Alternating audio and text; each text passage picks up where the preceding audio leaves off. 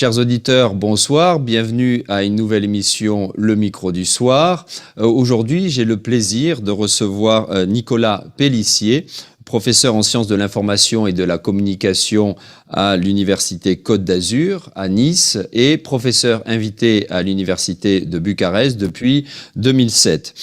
Nicolas Pélissier est également le directeur adjoint du Master d'études digitales en sciences de la communication à l'Université Côte d'Azur toujours et membre du comité scientifique de la revue Questions de communication de l'Université de Lorraine et de la revue française des sciences de l'information et de la communication. Nicolas Pélissier, bonsoir. Bonsoir. Bienvenue à notre émission et je vous propose de parler ce soir enseignement du journalisme, évidemment, votre domaine et journalisme tout court. Alors, d'abord, j'aimerais que vous nous fassiez part de cette expérience que vous avez eue il y a 20 ans. Vous avez été l'un des fondateurs de l'école de journalisme de Cannes. Quelle était alors votre intention ? Écoutez, en fait, avec le cofondateur de l'école, Jacques Esqueviès, nous étions partis du constat que la formation des journalistes en France pouvait faire l'objet de nouvelles créations dans la mesure où si on rapportait le nombre de personnes qui entraient sur le marché du travail en France avec le nombre d'étudiants sortant des études, des formations labellisées en journalisme, notamment des formations reconnues par la profession, eh bien, effectivement, il y avait encore la place pour de nouvelles formations. Premièrement. Deuxièmement, nous souhaitions que cette formation se situe à un niveau accessible pour les étudiants titulaires du baccalauréat, c'est-à-dire post-bac. Pourquoi ? Parce que depuis une trentaine d'années en France, on a vu le niveau d'entrée aux écoles de journalisme sans cesse augmenter. Et il était de bac plus 3 en moyenne il y a une trentaine d'années. Aujourd'hui, on arrive facilement à bac plus 5, voire plus. C'est-à-dire dans les 5 principales écoles de journalisme en France, pour vous donner une petite idée, il est difficile de rentrer si on n'a pas déjà un diplôme de master ou encore mieux, un diplôme de grande école type Sciences Po. Donc, le résultat de cela, c'est que souvent, les études de journalisme, c'est 8 années d'études. 8 années d'études. Pardon, excusez-moi, Sciences Po, c'est juste 2 ans, non ? 2-3 ans ? Sciences Po ? Oui. Ah non, c'est master. C'est niveau master maintenant. Ah d'accord, donc il faut le niveau master pour entrer dans les écoles de journalisme. Oui, pour vous donner une idée, à l'ESJ Lille, au CFJ Paris, au LIPJ Paris ou au QH de Strasbourg, on a entre 1000 et 3000 candidats chaque année et on en prend entre 30 et 40. Donc vous voyez, on arrive avec un taux de sélectivité qui est supérieur à celui de HEC, Polytechnique, Sciences Po, pour dire quand même le niveau de sélectivité. Pour une école, hein, vous dites 1000 Oui. D'accord. Oui. Et du coup, qu'est-ce qui se passe ? 2 choses. La première, c'est que il faut quand même un certain, je dirais, bagage financier pour pouvoir assumer des études aussi longues. Donc, ça a plutôt tendance à favoriser les étudiants qui viennent de catégories sociales plus favorisées aussi, et à défavoriser concrètement les enfants issus de milieux plus modestes et populaires. Voilà. C'est ce qui se passe concrètement. Et le deuxième effet, c'est que les diplômés de ces écoles, du coup, sont de moins en moins, je dirais, au contact avec les réalités des catégories les plus modestes, notamment ceux qui vivent dans les quartiers difficiles. Voilà. Et donc, du coup, c'est plus compliqué pour eux, après, de représenter dans les médias les difficultés rencontrées par ces catégories les plus modestes, notamment dans les quartiers les plus difficiles. Parce que, pour la plupart, ils viennent des beaux quartiers. Il y a eu, pardon, excusez-moi, je vous coupe. Il y a quelques années, c'est relativement récent, une remise en question de ce modèle-là, précisément pour arriver à ce que vous dites, c'est-à-dire une représentation beaucoup plus large des journalistes. Et ces écoles, ce sont Sciences Po, je crois, c'est l'école de journalisme de Sciences Po, c'est ouverte à d'autres types de candidats. Et dans les rédactions même, on s'est dit qu'il fallait ouvrir les portes à des candidats plus... En effet. Oui. Sciences Po fait cela, mais même avant même l'ouverture de sa formation en journalisme. C'est l'idée effectivement de discrimination positive qui vient directement des États-Unis et que l'ancien directeur de Sciences Po effectivement avait mis en place. Mais voilà, s'il faut en arriver à de la discrimination positive pour justement faire en sorte que les milieux modestes soient davantage représentés dans les médias, c'est quand même dommage. On pourrait peut-être faire en sorte que par la voie du concours, sans discrimination positive, ces étudiants y arrivent plus facilement. Voilà. Donc notre idée, c'était que on puisse ouvrir la formation en journalisme aux étudiants qui avaient simplement un baccalauréat. Voilà. Et la réalité, c'est qu'aujourd'hui, dans cette école de journalisme de Cannes, on a entre 700 et 1000 candidats, donc on a toujours quand même un volume quand même assez important pour 25 places, ce qui est peu. Hein. Effectivement. Oui, c'est peu. Mais effectivement, c'est ouvert quand même aux étudiants qui ont un très bon niveau et qui sortent du bac. Et chaque année, est-ce que c'est pas un petit peu trop jeune? Est-ce qu'il n'y a pas besoin d'avoir un peu une expérience universitaire, ne serait-ce que de 2 ans, avant de commencer le journalisme, 18 ans juste après le bac? Est-ce que c'est pas un peu trop jeune pour commencer ce cursus? Alors, ce qui se passe, c'est qu'il y a quand même un grand nombre d'entre eux aussi qui poursuivent leurs études après. Parce qu'aujourd'hui, quand même, une des tendances du marché du journalisme, c'est le journalisme spécialisé. C'est l'objet du cours que je donne à l'Université de Bucarest, le journalisme spécialisé, justement, où on se rend compte qu'il faut souvent la double casquette, comme on dit, c'est-à-dire un diplôme de journalisme plus un diplôme dans la spécialité. Par exemple, un diplôme de bachelor ou licence en sciences économiques pour les journalistes économiques ou en sciences politiques pour les journalistes politiques. Voilà, donc du coup, ça peut permettre justement d'affiner ce double profil, école de journalisme et après spécialité. Ouais. D'autant qu'il existe effectivement des masters. Vous faites l'inverse en fait. Vous faites l'inverse par rapport à ce qui se passe un peu plus au nord de la France. Où les spécialistes. C'est vrai, mais ça permet en même temps à des jeunes. Alors, l'IUT de journalisme de Cannes n'est pas le seul IUT, puisque c'est un IUT. Il y en a un à Lannion, par exemple, en Bretagne. Il y en a un à Tours depuis longtemps. Il a été créé dans les années 60. C'est un des plus anciens. Il y en a à Lyon également. Donc, vous voyez, c'est assez récent. Mais en tout cas, c'est l'idée, effectivement, que il faut trouver des solutions pour permettre aux étudiants qui ne veulent pas forcément faire des études longues, parce qu'ils n'en ont pas forcément les moyens financiers, même s'il y a des bourses. Les bourses existent. Mais elles sont minoritaires. Il faut quand même dire qu'elles sont minoritaires. Après, dans la formation qu'on a mis en place, effectivement, il y a une vingtaine d'années, il y avait d'autres idées. Une première idée, c'était aussi de développer davantage les enseignements sur le terrain. Faire davantage d'enquêtes, de reportages, parce que ça aussi, c'est une des tendances des écoles de journalisme. Ça a été dénoncé d'ailleurs par certains ouvrages. C'est effectivement faire beaucoup de copier-coller de dépêches d'agence, c'est-à-dire un journaliste de desk, de bureau, et éviter, pour toutes sortes de raisons juridiques, financières, etc., d'envoyer les journalistes sur le terrain. Alors nous, on s'est dit, on peut quand même leur faire un travail de terrain conséquent, même si c'est pas très loin, même si on n'a pas besoin de leur payer des billets d'avion ou de bateau, etc. Et effectivement, il y a des modules effectivement de journalistes de terrain qui permettent de travailler davantage l'enquête, le reportage, et ça, c'est ce qui manque un peu aujourd'hui dans les écoles de journalisme. Voilà.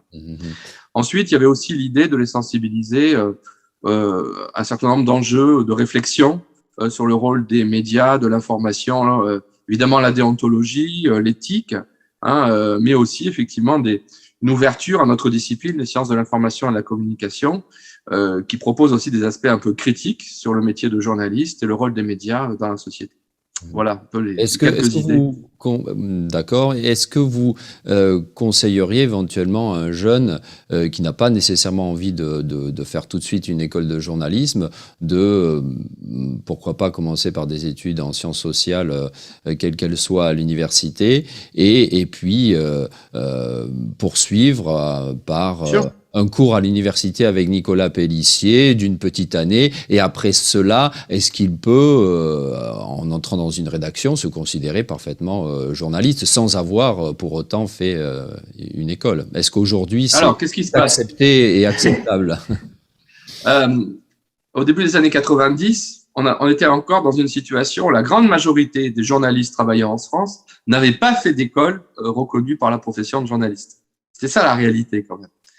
Et si on remonte même encore un peu plus en arrière, dans les années 70-80, le niveau moyen des journalistes en France, il était entre Bac+2 et Bac+3. Vous voyez, donc effectivement, il y a une augmentation considérable, un doublement presque du nombre d'années d'études, ce qui suppose aussi que derrière, il y a des moyens financiers, bien entendu. Alors, la plupart, heureusement en France, c'est une réalité, de ces formations sont publiques, donc quasiment gratuites. C'est les mêmes frais d'inscription que pour n'importe quel autre diplôme universitaire. Mais il faut reconnaître que parmi les écoles les plus reconnues, au moins 4 d'entre elles sont privées. Et là, effectivement, il faut compter une dizaine de milliers d'euros par an, sur 2 à 3 ans. Ce qui seulement en frais d'inscription. Et oui, en plus dans des villes comme Paris, par exemple, où le logement est à un prix exorbitant. À Lille, c'est un peu mieux, c'est moins cher, mais ça a monté aussi. Donc voilà, donc c'est pas évident de pouvoir vivre décemment dans ces grandes villes.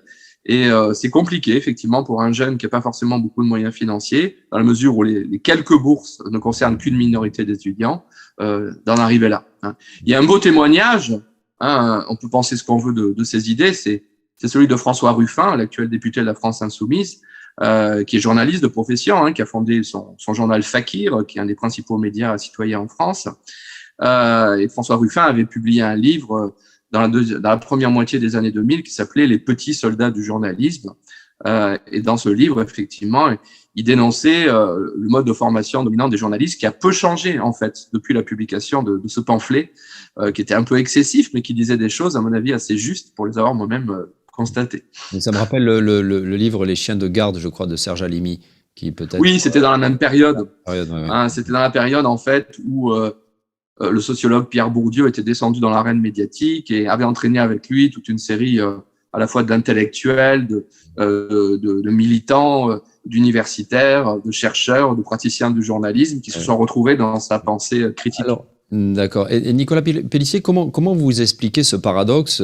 D'une part, la sélection est toujours plus importante, il faut toujours plus d'années d'études, et d'un autre côté, il y a toujours un attrait pour cette profession, mais qui s'est terriblement précarisé. C'est toujours plus difficile de vivre du métier de journaliste, mais elle attire toujours cette profession. Alors, ce paradoxe, il est magnifique. Il est magnifique parce que. Comment vous l'expliquez?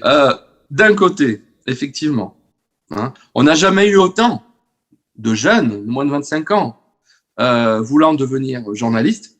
Et de l'autre, on a, effectivement, une profession qui s'est considérablement précarisée. Deux, et surtout, une profession qui est de plus en plus critiquée. On l'a vu à l'occasion de la crise sanitaire, la crise de confiance dans les médias traditionnels et les journalistes, notamment chez les moins de 25 ans, elle est considérable. Et pourtant, on n'a jamais eu autant, effectivement, de jeunes voulant devenir journalistes. Je peux le vérifier moi-même dans, par exemple, les cours que je donne en journalisme en première, deuxième ou troisième année de licence dans ma faculté, où il y a un département de communication. Je fais le test. Chaque année, il y a toujours plus de jeunes en licence, première année de licence, deuxième année de licence, quand je leur fais les cours, rédiger un article, etc., qui disent vouloir faire journaliste. Alors, je pense qu'il y a quand même toujours une image positive du journaliste qui est donnée, par exemple, dans les arts et la littérature de masse, la littérature populaire, les arts populaires, la bande dessinée, les séries, les films, où les journalistes sont davantage présentés globalement quand même comme des personnages positifs, des héros positifs, que comme des personnages négatifs. Donc il y a toujours quand même une valorisation par la culture populaire du journaliste, de la figure du journaliste, premièrement. Deuxièmement, les journalistes bénéficient quand même de leur ancienneté. Si on fait remonter la naissance du journalisme moderne au XVIIe siècle, avec Renaudot et d'autres, effectivement, voilà, ça fait 4 siècles qu'ils sont là, les journalistes. Ils ont un rôle fondamental dans la naissance de nos démocraties libérales au siècle des Lumières, au XVIIIe siècle. Et quelque part, la profession a passé une sorte de pacte avec nos sociétés démocratiques en disant que les journalistes sont une figure indispensable au bon fonctionnement des démocraties libérales occidentales du moins. Voilà. Et effectivement, de ce point de vue-là, ce pacte, il est toujours présent. Hein, il est toujours présent, même lorsqu'il se retrouve un peu en filigrane, même s'il est parfois lié à un fil un peu ténu, il est toujours là. Hein, ce contrat social, une société démocratique et ses journalistes. Parce que empiriquement, on constate que dans les pays où la liberté de la presse est menacée, c'est la démocratie tout court qui a des problèmes. Et il y a pas un seul pays dans le monde aujourd'hui, on peut le vérifier à travers notamment les études de Reporters sans frontières, où il n'y a pas une adéquation avec les menaces sur la liberté de la presse et d'autre part le bon fonctionnement de la vie démocratique. Alors, donc quelque part, intuitivement, même si c'est pas rationnel, je dirais que les jeunes intègrent ça, que quelque part il y a une certaine nécessité démocratique de la profession de journaliste.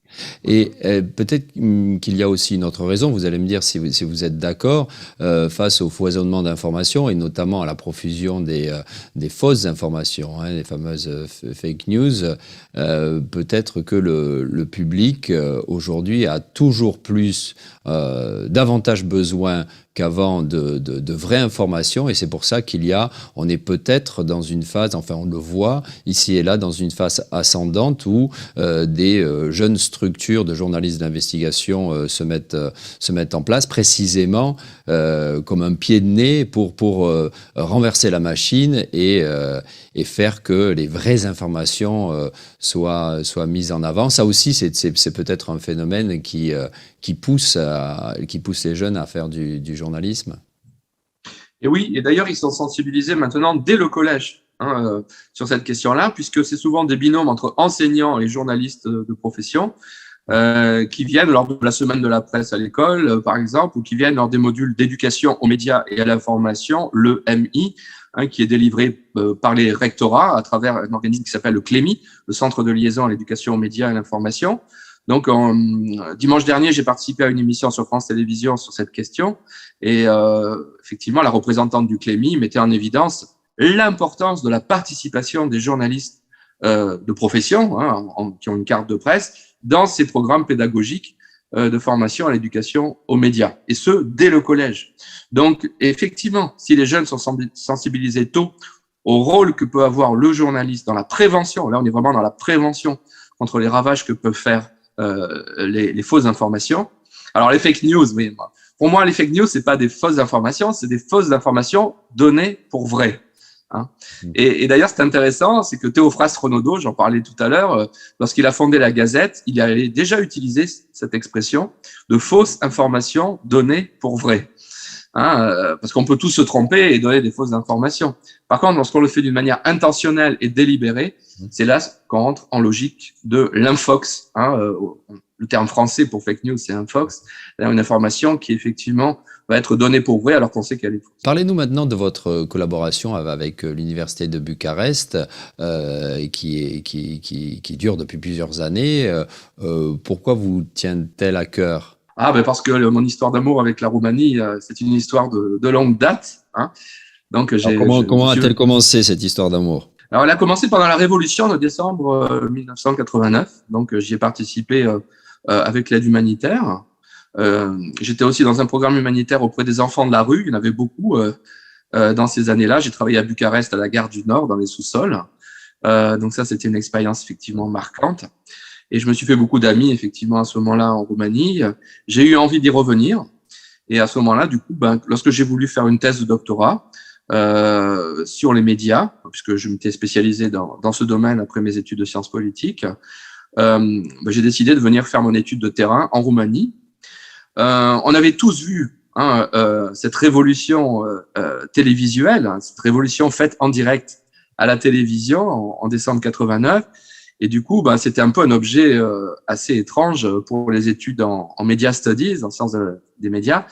Et effectivement, je voulais savoir ce qu'elle était devenue, cette télévision qui avait fait la révolution en décembre 89. Et donc, je l'ai étudiée sur la période de 90 à 95, c'est-à-dire la première moitié des années 90. C'était encore le président Ion Iliescu, le Front de Salut National, qui était au pouvoir. On était dans une situation de démocratie encore un peu instable. qui était un peu une période de transition entre l'ancien régime et le régime qu'on connaît aujourd'hui. Il n'y avait pas encore l'actuelle constitution. Et c'était vraiment intéressant de vivre ces années-là. Donc, j'ai fait le terrain de ma thèse de doctorat sur la question, effectivement, de médias et changements politiques en Roumanie dans la période post-décembriste, comme on dit ici. D'accord. Et après, comment ça s'est... Alors après, effectivement, avec un collègue, le professeur Ian Dragan, on a fondé un colloque qui s'appelle le colloque franco-roumain en sciences de la communication et des médias. C'était en 1993. Hein. Et là, au mois de mai, à Iași, donc en Moldavie, on va fêter le 25e anniversaire de ce colloque franco-roumain en sciences de la communication et des médias.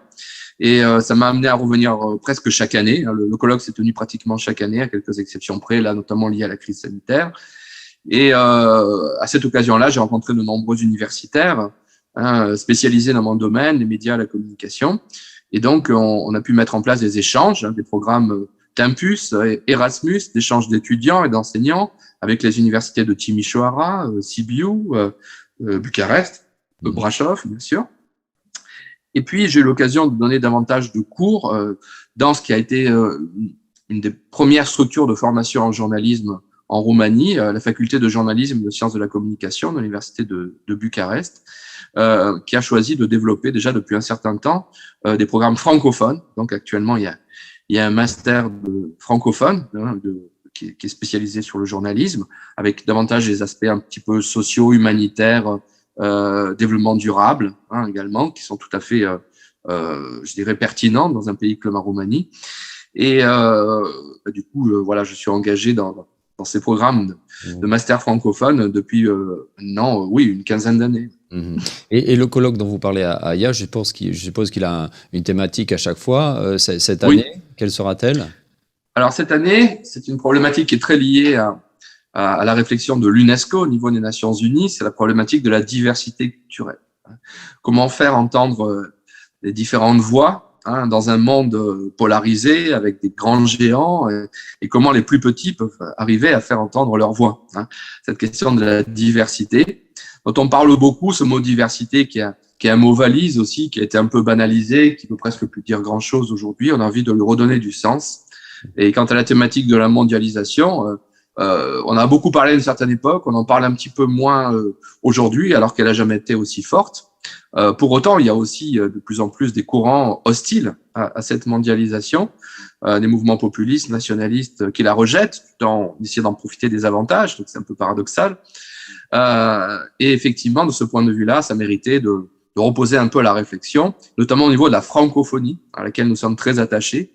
Le colloque que nous organisons est francophone. Nous pensons que, à côté justement de ce monde académique où domine la langue anglo-saxonne, notamment dans les sciences de la nature, il est important que les sciences humaines aussi puissent faire entendre des voix francophones.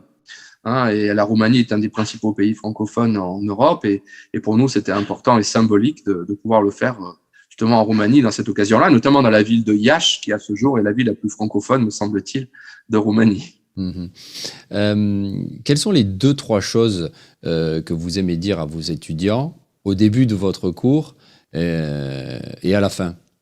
J'essaie de leur dire que le rapport avec le journalisme et la profession de journaliste, c'est quelque chose qui est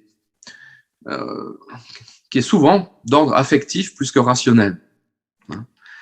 D'ailleurs, on voit bien à travers, je dirais, le rapport je dirais, le citoyen ordinaire avec la profession de journaliste, c'est soit on aime, soit on déteste. Il n'y a pas beaucoup d'opinions entre deux, plus modérées, plus nuancées. Soit on les critique en disant qu'ils sont vendus au grand capital, ceci, cela, soit au contraire on va les admirer pour les risques qu'ils prennent en ce moment en Ukraine, par exemple. On a vu les reportages du Figaro par rapport à ce qui s'est passé ces derniers jours absolument dramatiques. Donc, il y a ce rapport de fascination-répulsion qui est essentiellement d'ordre affectif. Et donc, c'est important de réintroduire un peu de rationalité dans tout ça. Et c'est là où la recherche, parce que je suis aussi chercheur, effectivement, je fais des travaux de recherche sur le journalisme depuis une trentaine d'années maintenant. La recherche a beaucoup de choses à nous dire à condition de la lire, bien entendu. Je regrette que parfois les journalistes professionnels n'aient pas toujours le temps de lire les chercheurs qui travaillent sur leur profession et sur le journalisme, parce que ils y constateraient qu'on essaye d'avoir justement une vision un peu nuancée, en apportant des chiffres, des données, sur la précarisation, sur la féminisation, sur la sédentarisation, sur la spécialisation de ce métier, par exemple, mais aussi des enquêtes de terrain à base d'observations, d'entretiens dans les rédactions, etc., où on fait remonter effectivement des tendances. Et ça, je crois que c'est toujours utile. Et ces tendances, ça montre que souvent la réalité n'est ni blanche ni noire. Elle est d'une couleur beaucoup plus pastel, nuancée. Et c'est ça qui est intéressant aussi. Donc, du coup, réintroduire un peu de rationalité dans le rapport qu'on a à cette profession, c'est vraiment important. Sinon, on est toujours dans l'imaginaire, la représentation, la symbolique. Et à ce moment-là, on verse un peu souvent dans l'excès qui nous éloigne de la réalité, de ce que vivent vraiment les journalistes aujourd'hui. Vous parliez tout à l'heure du livre qui a donné lieu à un film, Les Nouveaux Chiens de Garde. Je l'ai vu comme vous. Il a beaucoup de talent d'ailleurs, Serge Halimi, et le réalisateur Gilles Balbastre. Mais effectivement, ce qu'il montre à l'écran, ou ce qu'il dit dans le livre, n'est pas représentatif de ce que vivent les 36 000 journalistes français. Ça concerne essentiellement l'élite des journalistes, une représentation assez fantasmatique d'ailleurs de cette élite. Effectivement, oui, je veux bien entendre que cette élite des journalistes a des relations privilégiées avec les élites politiques, économiques, financières, culturelles. Ça, il n'y a pas de problème. Ce qui n'est pas compliqué à comprendre. Ce qui est le cas aussi dans d'autres pays. Ouais, et puis c'est le cas dans d'autres pays aussi, n'est pas qu'en France. Oui, ça, tout à fait. Après, jusqu'où cette élite est-elle influençable par les relations qu'elle entretient avec d'autres élites, premièrement.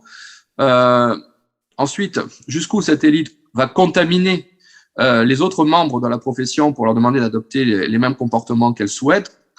Je suis pas sûr que la base des journalistes soit à ce point des pantins qui sont tirés par des ficelles par effectivement les membres de l'élite. Alors, c'est un peu plus compliqué que ça. Voilà. Alors, vos recherches, Nicolas Pélissier, portent surtout donc sur la profession en elle-même, moins sur la façon de faire du journalisme. Oui. J'ai surtout travaillé sur l'identité professionnelle des journalistes. Ça a été l'essentiel de mes travaux pendant une vingtaine d'années. Et là, en ce moment, je travaille sur un sujet. Alors, j'ai travaillé beaucoup sur la manière dont le numérique, la transformation numérique, comme on dit aujourd'hui, a affecté les manières d'être et de faire des professionnels de journalisme. Là, j'ai consacré effectivement 25 ans de travaux, de livres, d'articles, à essayer effectivement de dénouer un peu les fils de cette transformation digitale, comme on dit.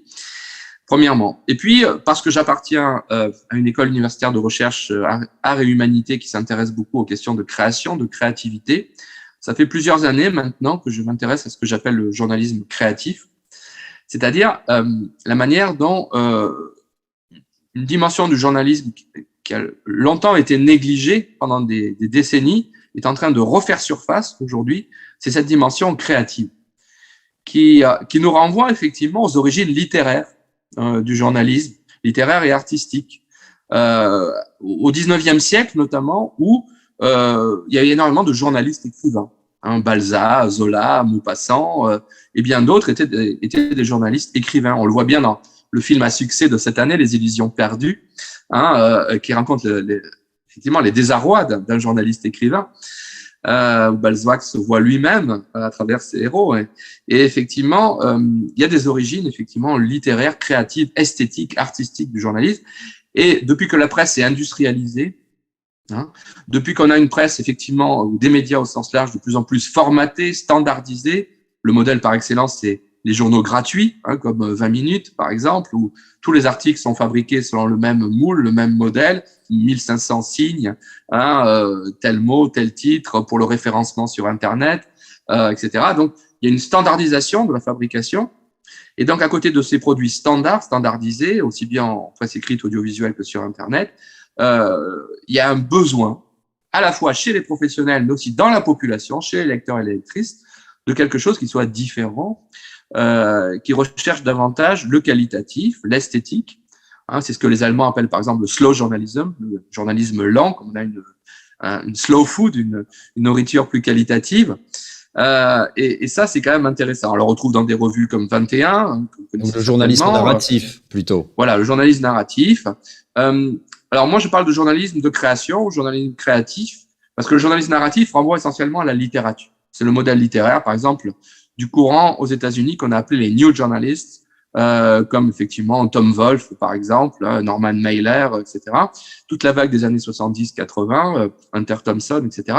La deuxième vague, que j'appelle plutôt journalisme créatif, va davantage se référer au visuel, aux arts visuels.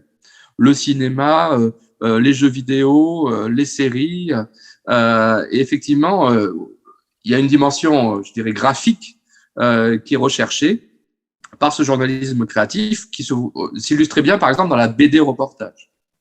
Au Festival d'Angoulême de bande dessinée, maintenant, ça y est, il y a tout un stand qui est réservé à la BD reportage, ce qui montre la montée en puissance, effectivement, de ces écritures du réel dans la bande dessinée, mais plus largement dans les écritures de fiction. De plus en plus, les écritures de fiction s'intéressent aux écritures du réel, comme le journaliste. Et de l'autre côté, les journalistes vont regarder de plus en plus, vont loucher vers les écritures de fiction. Donc, ce qui m'intéresse, c'est cette hybridation aujourd'hui entre les écritures de fiction et les écritures du réel, qui va conduire les professionnels du journalisme à travailler main dans la main sur les mêmes produits éditoriaux avec des graphistes, des designers, des infographistes, des dessinateurs, bien sûr, des vidéastes, c'est-à-dire des gens qui viennent des métiers de l'audiovisuel et de la fiction. Alors d'accord, pour cette utilisation plus importante du visuel. Maintenant, par rapport à ce que je disais auparavant, Nicolas Pélissier, à ce foisonnement d'informations et d'opinions, tout le monde, on dit parfois que tout le monde est devenu journaliste parce qu'il y a la possibilité avec les réseaux sociaux d'écrire, de prendre des photos. Et donc, dans cette profusion d'opinions, j'aimerais vous contredire, est-ce que précisément il n'y aurait pas besoin, alors parallèlement, pourquoi opposer les deux concepts, mais n'y aurait-il pas besoin de revenir précisément à cette recherche de la vérité objective. Oui. C'est vrai que l'objectivité a souvent été aujourd'hui, c'est depuis toujours, voilà, quelque chose qu'on a critiqué. Le journaliste ne peut jamais être objectif, il est toujours subjectif, mais tout de même, il y a cette idée que la recherche de la vérité, ça doit être quand même l'objectif principal du journaliste. Et alors précisément, si on va trop vers ce journalisme narratif ou littéraire, est-ce qu'on ne prend pas le risque d'oublier un petit peu la raison première du journaliste, c'est d'ailleurs de rapporter l'information la plus vraie possible? Merci pour cette excellente question. Alors, deux choses. La première, c'est que l'usage du récit, la mise en récit que font les journalistes narratifs ou les journalistes créatifs ne détourne pas forcément de la recherche de la vérité. Prenez le cas de Zola, déjà au XIXe siècle. C'est quelqu'un qui recherche profondément la vérité, sauf qu'il va utiliser les ressources, effectivement, qui sont celles de la fiction, pour parvenir à la vérité. Donc le récit, j'ai consacré plusieurs travaux il y a quelques années au rapport entre récit et argumentation. Ce n'est pas parce qu'on fait usage du récit qu'on va perdre de vue l'argumentation rationnelle qui nous permet d'atteindre une certaine objectivité. Ça, c'est le premier point. Deuxième point, je pense qu'il y a une ressource qui peut permettre justement, dès les écoles de journalisme, dès le niveau de la formation, de ramener davantage vers la réalité et la vérité, dont il y a un vrai besoin aujourd'hui à l'époque des fake news, vous avez tout à fait raison, ce sont peut-être justement les sciences sociales que vous avez évoquées tout à l'heure. C'est-à-dire que c'est très important qu'à côté, par exemple, d'enseignements plus créatifs, dans les enseignements de journalisme, il y a aussi des enseignements sur les fondamentaux de l'enquête, par exemple, telle qu'on la pratique en sciences humaines et sociales, en sociologie, en anthropologie, en psychologie, etc. Les sciences humaines et sociales, effectivement, donnent des ressources pour essayer, effectivement, de cadrer le réel avec un certain nombre d'outils, de méthodes de cadrage du réel qui peuvent inspirer les journalistes. Et ça, Robert Park, le fondateur de l'école de Chicago dans les années 1920 aux États-Unis, le savait très bien. Il faisait travailler ensemble les journalistes avec les sociologues, les chercheurs en sciences humaines et sociales. Ils faisaient travailler ensemble sur les mêmes enquêtes et ils comparaient un peu leur mode d'approche de cadrage du réel, comment ils pouvaient arriver à une plus grande objectivité. Voilà. Et d'ailleurs, dans ce qu'on a appelé à la fin du XXe siècle le nouveau journalisme, il y a deux tendances. Il y a une première tendance qui est celle des écrivains qui dans les années 70-80, au moment de la guerre du Vietnam, ont un petit peu basculé dans le délire fictionnel. Les psychotropes ont certainement joué un grand rôle aussi. Je pense au cas du journalisme Gonzo de Hunter Thompson, où effectivement on a plus basculé vers la fiction que vers la réalité. C'est ce qui a été reproché effectivement à ces pionniers du nouveau journalisme. En revanche, dans les années 2000-2010, on a vu apparaître une nouvelle génération de journalistes narratifs et créatifs qui vont davantage s'inspirer justement des méthodes des sciences humaines et sociales. Ça va être le cas de nouvelles tendances, par exemple portées par l'université Columbia aux États-Unis, qui a monté effectivement une fondation, la Nieman Foundation pour le journalisme narratif, où on va leur apprendre effectivement les fondamentaux de l'enquête, de l'investigation, tout en utilisant les techniques de la narration. Voilà. Donc, en France, effectivement, on voit l'influence que peuvent avoir justement une approche un peu plus scientifique sur, par exemple, les travaux d'Arthur Freyer, qui a travaillé sur les gardiens de prison dans la peau d'un maton, ou sur les migrants dans la peau des migrants. Il pratique le journalisme immersif, mais tout en ayant un regard qui clairement est aussi celui des sciences sociales. Le cas de François Ruffin aussi est assez intéressant, et ça permet effectivement d'éviter ce fait d'être davantage tiré vers la fiction que vers la première mission du journalisme, c'est quand même de rapporter la réalité de manière la plus exacte possible, ce qu'on appelle accuracy. D'ailleurs, remarquez que les anglo-saxons ont ce terme d'accuracy, qui veut dire la vérification de l'exactitude des faits. Il n'a pas d'équivalent en langue française.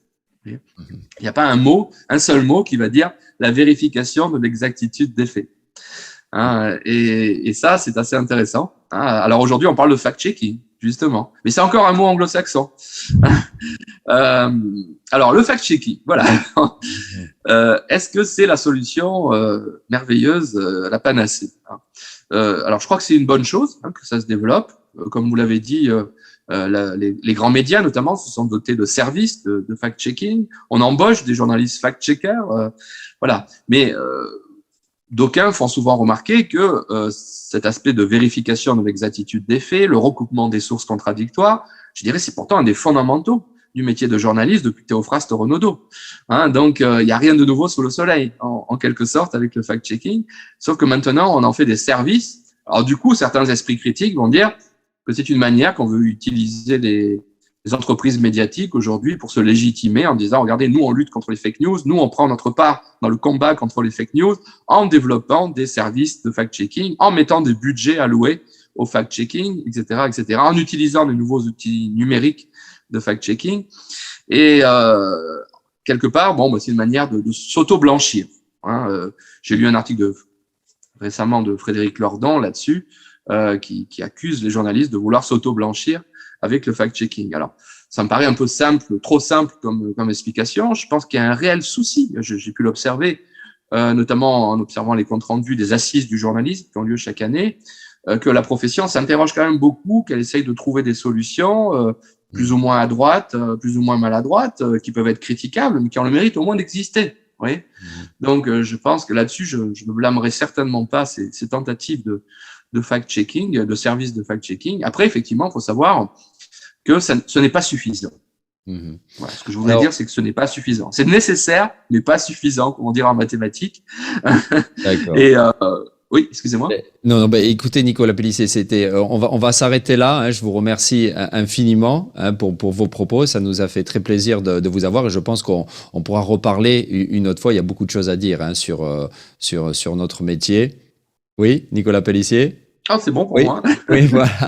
Très bien. Donc, je vous remercie encore. Merci pour votre invitation. À bientôt, et à bientôt en Roumanie, donc pour le colloque de Iași, qui se tiendra quand déjà ? Et vive l'amitié franco-roumaine. Voilà, tout à fait. Qui est nécessaire, qui est vraiment un lien, pas seulement affectif, oui, affectif bien sûr, mais je pense aussi nécessaire d'un point de vue économique, géopolitique, culturel. Les liens sont extrêmement forts dans nos pays. Chaque année, je vois quand même monter en puissance je dirais l'espace anglophone en Roumanie, notamment dans les universités roumaines, notamment plus à l'ouest du pays, à Cluj et ailleurs. Et c'est bien, je trouve ça un petit peu dommage parce que c'est bien d'un côté, mais moi je vois que dans mon domaine universitaire, par exemple, je tiens à le dire quand même, les universitaires roumains ne peuvent progresser dans leur carrière que s'ils ne publient dans les revues en langue anglaise. Ça leur sert plus à rien, ils me le disent d'ailleurs. Ça leur sert plus à rien pratiquement de publier dans des revues et des livres français, en langue française. Et ça, depuis quand même déjà une douzaine d'années. C'est-à-dire que les Roumains sont, le gouvernement roumanie est allé beaucoup plus loin que ce qu'ont allé d'autres pays de l'Union européenne. Alors, et heureusement qu'il y a des facultés comme la faculté de journalisme qui à Bucarest, donc qui ont ce genre de programme francophone, et qu'il y a aussi une radio comme RFI Roumanie bien présente à Bucarest et ailleurs. Je vous remercie encore une fois, Nicolas Pélissier. Cette émission, vous pouvez la retrouver dès demain sur la page Facebook de RFI et la semaine prochaine sur le site rfi.ro. Je vous souhaite un excellent week-end et ça faisait un petit moment que je ne vous avais pas repassé le petit message de sécurité routière. S'il vous plaît, si vous prenez la route ce week-end, soyez très prudents. Merci à vous tous. Week-end plăcut. La revedere.